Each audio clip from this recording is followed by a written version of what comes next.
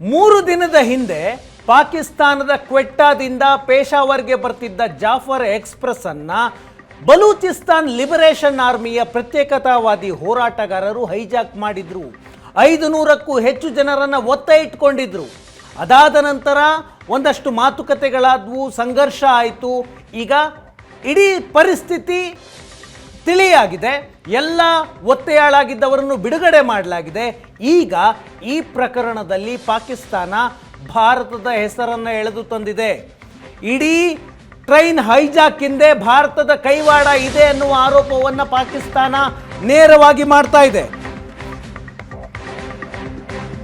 ಪಾಕಿಸ್ತಾನದಲ್ಲಿ ಬಲೂಚಿ ಪ್ರತ್ಯೇಕತಾವಾದಿಗಳು ಮಾಡಿದ ರೈಲು ಹೈಜಾಕ್ ಹಿಂದೆ ಭಾರತ ಇದೆ ಅಂತ ಪಾಕಿಸ್ತಾನ ಆರೋಪ ಮಾಡ್ತಾ ಇದೆ. ಬಲೂಚಿಸ್ತಾನದ ಹೋರಾಟಗಾರರಿಗೆ ಭಾರತ ಬೆಂಬಲ ಕೊಡ್ತಾ ಇದೆ ಅಂತ ಪಾಕಿಸ್ತಾನದ ಆರೋಪ. ಭಾರತದ ಜೊತೆಗೆ ಅಫ್ಘಾನಿಸ್ತಾನದ ಮೇಲೂ ಕೂಡ ಪಾಕಿಸ್ತಾನ ಆರೋಪವನ್ನ ಮಾಡ್ತಾ ಇದೆ. ಆಫ್ಘನ್ ನೆಲದಲ್ಲಿರೋ ಉಗ್ರರಿಂದ ಈ ಟ್ರೈನ್ ಹೈಜಾಕ್ ಮಾಡಲಾಗಿದೆ. ಬಲೂಚಿಸ್ತಾನ್ ಲಿಬರೇಷನ್ ಆರ್ಮಿಯ ಹೋರಾಟಗಾರರಿಗೆ ಅಫ್ಘಾನಿಸ್ತಾನದ ಉಗ್ರರು ಸಪೋರ್ಟ್ ಮಾಡಿದ್ದಾರೆ ಅಂತ ಪಾಕಿಸ್ತಾನದ ಆರೋಪ. ಪಾಕಿಸ್ತಾನದ ಈ ಆರೋಪಕ್ಕೆ ಭಾರತ ಮತ್ತು ಅಫ್ಘಾನಿಸ್ತಾನ ತೀವ್ರವಾಗಿ ಖಂಡನೆ ಮಾಡಿದ್ದಾವೆ. ಜೊತೆಗೆ ತಿರುಗೇಟನ್ನು ಕೂಡ ಕೊಟ್ಟಿದ್ದಾರೆ. ಎರಡೂ ದೇಶಗಳಿಂದ ಪಾಕಿಸ್ತಾನದ ಆರೋಪಕ್ಕೆ ತೀಕ್ಷ್ಣವಾದಂತಹ ಉತ್ತರ ಬಂದಿದೆ.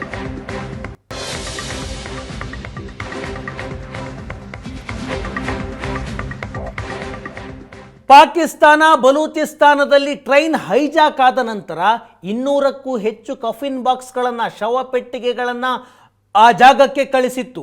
ಪಾಕಿಸ್ತಾನದ ಸೈನಿಕರನ್ನು ಗುರಿಯಾಗಿಸಿಕೊಂಡು ಬಲೂಚಿಸ್ತಾನ್ ಲಿಬರೇಷನ್ ಆರ್ಮಿಯ ಸದಸ್ಯರು ಮಾಡಿದಂತಹ ಶಸ್ತ್ರಸಜ್ಜಿತ ಹೋರಾಟ.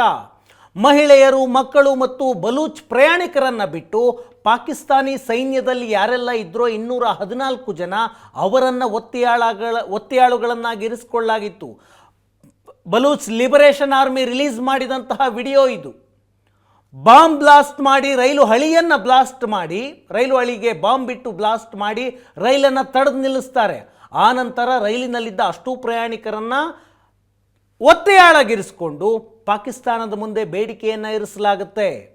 ಬಲೂಚಿಸ್ತಾನದಿಂದ ಪಾಕಿಸ್ತಾನದ ಸೇನೆ ಕಾಲ್ ತೆಗಿಬೇಕು, ಚೀನಾ ಕಾಲ್ ತೆಗಿಬೇಕು, ಬಲೂಚಿಸ್ತಾನ ಪ್ರತ್ಯೇಕ ದೇಶವಾಗಿ ಘೋಷಣೆ ಮಾಡಬೇಕು ಅನ್ನುವಂತಹ ಬೇಡಿಕೆಗಳನ್ನು ಮುಂದಿಟ್ಟರು. ಕೊನೆಗೆ ಪಾಕಿಸ್ತಾನದ ಮಿಲಿಟರಿ ಆಪರೇಷನ್ ಜೊತೆಗೆ ಒಂದಷ್ಟು ಒತ್ತೆಯಾಳುಗಳು ಅವರೇ ಓಡೋಗದ ಕಾರಣದಿಂದಾಗಿ ಇಡೀ ಸಮಸ್ಯೆ ಬಗೆಹರಿದಿದೆ.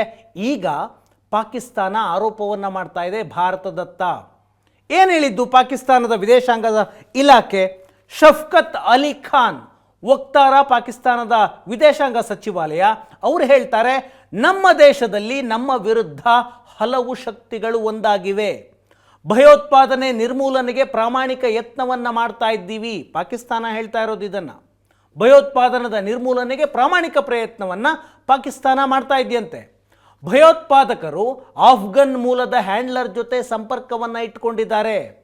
ಆಫ್ಘಾನಿಸ್ತಾನದಲ್ಲಿ ಕುಳಿತು ಇಲ್ಲಿ ಟ್ರೈನ್ ಹೈಜಾಕ್ ಮಾಡಿಸಿದ್ದಾರೆ ಅನ್ನೋದು ಪಾಕಿಸ್ತಾನದ ಆರೋಪ.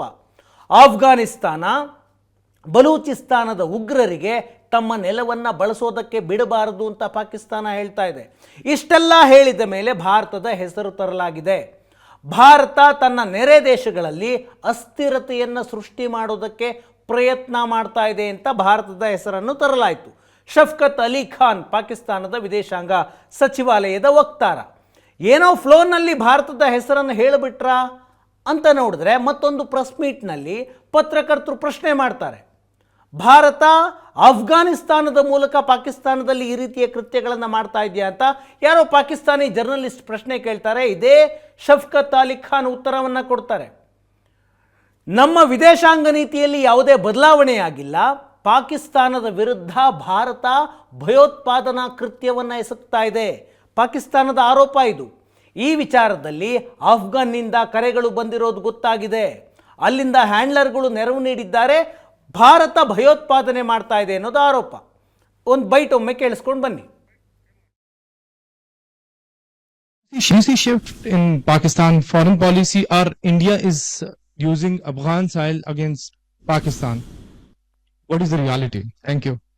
Mohammed Saab, there is no shift in our policy, and again, the facts have not changed.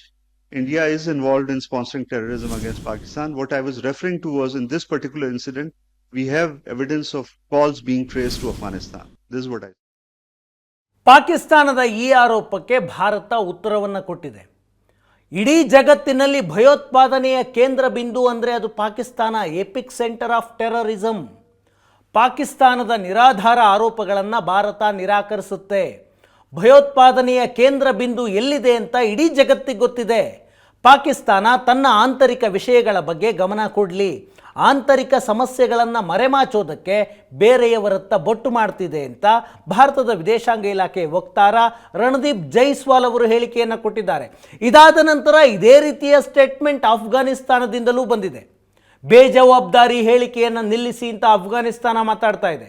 ಪಾಕಿಸ್ತಾನದ ಆಧಾರರಹಿತ ಆರೋಪವನ್ನು ನಾವು ತಿರಸ್ಕರಿಸ್ತೇವೆ. ಬಲೂಚಿಸ್ತಾನ ರೈಲು ಹೈಜಾಕ್ ಕೇಸ್ಗೂ ನಮಗೂ ಯಾವುದೇ ಸಂಬಂಧ ಇಲ್ಲ. ನಿಮ್ಮ ಆಂತರಿಕ ಭದ್ರತಾ ಸಮಸ್ಯೆಯನ್ನು ನೀವು ಸರಿ ಮಾಡಿಕೊಳ್ಳಿ ಅಂತ ಅಫ್ಘಾನಿಸ್ತಾನದ ವಿದೇಶಾಂಗ ಇಲಾಖೆ ಹೇಳ್ತಿದೆ. ಹಾಗಿದ್ರೆ ಪಾಕಿಸ್ತಾನದಲ್ಲಿ ಬಲೂಚಿಸ್ತಾನ್ ಪ್ರಾಂತ್ಯದಲ್ಲಿ ನಡೆದಂತಹ ಟ್ರೈನ್ ಹೈಜಾಕ್ ಪ್ರಕರಣದಲ್ಲಿ ನಿಜವಾಗ್ಲೂ ಭಾರತದ ಪಾತ್ರ ಇದೆಯಾ? ಬಲೂಚಿಸ್ತಾನ್ ಲಿಬರೇಷನ್ ಆರ್ಮಿಗೆ ಭಾರತ ಸಪೋರ್ಟ್ ಮಾಡ್ತಾ ಇದೆಯಾ? ಅದಕ್ಕೇನಾದರೂ ಸಾಕ್ಷಿ ಇದೆಯಾ? ಪಾಕ್ ವಿದೇಶಾಂಗ ಸಚಿವಾಲಯದ ವಕ್ತಾರ ಹೇಳಿಕೆಯನ್ನು ಕೊಟ್ಟರು, ಒಂದಲ್ಲ ಎರಡು ಬಾರಿ. ನಿಜವಾಗ್ಲೂ ಅದಕ್ಕೆ ಸಾಕ್ಷಿ ಇದೆಯಾ?